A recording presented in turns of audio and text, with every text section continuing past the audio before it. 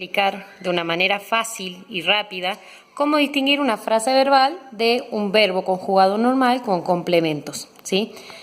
¿Qué pasa con la frase verbal? La frase verbal tiene que funcionar como un solo verbo, tiene que tener un solo sentido, ¿sí? Todos los tiempos compuestos que ustedes estudien, cuando estudian la tablita de los verbos, el pretérito anterior, el pretérito perfecto compuesto, el pluscuamperfecto, futuro perfecto, todos esos son frases verbales. Porque, por ejemplo, en había amado nos importa el verbo amar, de hecho es la conjugación del verbo amar, ¿sí? Había amado a alguien, nos pide complementos, los complementos me los pide solamente el verbo amar, el verbo haber no me pide nada. Lo mismo pasa, o sea, en todos los tiempos compuestos que ustedes estudian en la tablita, son siempre frases verbales. Los verbos en voz pasiva también, ¿sí? En soy amado por alguien, fui atacado, ¿sí? En todos los verbos en voz pasiva, también es la conjugación del verbo, por ejemplo, amar o el verbo atacar, ¿sí? Y los que me piden los complementos son esos verbos.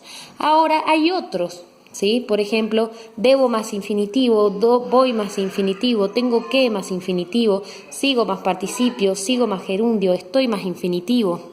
Vamos a ver ejemplos, ¿sí?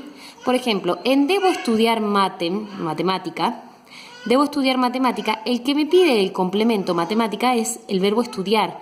Es más, podemos sacar verbo, debo, y decir estudio matemática. Estos dos funcionan como uno solo.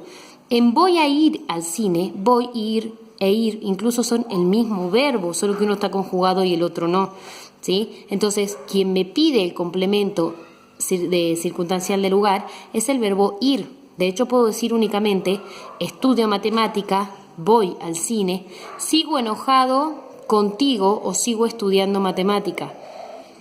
Este sigo funciona como el verbo estar, estoy estudiando matemáticas o sigo estudiando matemática. Funcionan de manera similar, lo que me importa es el verbo estudiar o el verbo enojar. El verbo seguir no me interesa tanto. Fue armando el arbolito, arma el arbolito, el verbo ir, en este caso, está complementando al otro verbo, ¿sí? Tenemos que ver digamos, importa el sentido más que nada de uno. El otro te marca estado, te marca obligación, te marca continuidad, te marca cualquier cosa, pero el sentido lo da estudiar, lo da enojar, lo da estudiar de vuelta, a armar, ¿sí? Cualquiera de esos verbos es el que da sentido a la oración. En cambio, en un verbo común más un complemento, por ejemplo, vine para charlar. Acá importan los dos. Importa tanto vine como charlar. E incluso puedo decir vine a tu casa para charlar. Fuimos a acampar. Importa tanto que fuimos a un lugar como a acampar. De hecho, los dos verbos me pueden pedir complementos, ¿sí? Fuimos a Cachi a acampar con amigos. Vine a tu casa para charlar contigo. Los dos verbos tienen importancia en estos, ¿sí? En cambio, en estos funcionan como una sola estructura. En había amado, en soy amado, los tiempos compuestos y los verbos en voz pasiva, claramente funcionan como una sola estructura. De hecho, son las conjugaciones del verbo amar, no del verbo haber, ¿sí?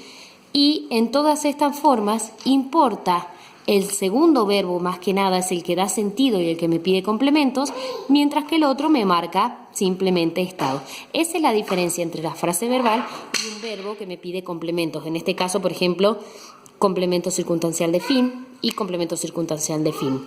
¿Sí? En este caso, los dos son complementos circunstanciales de fin. Espero que les haya servido. Les mando un beso y cuídense.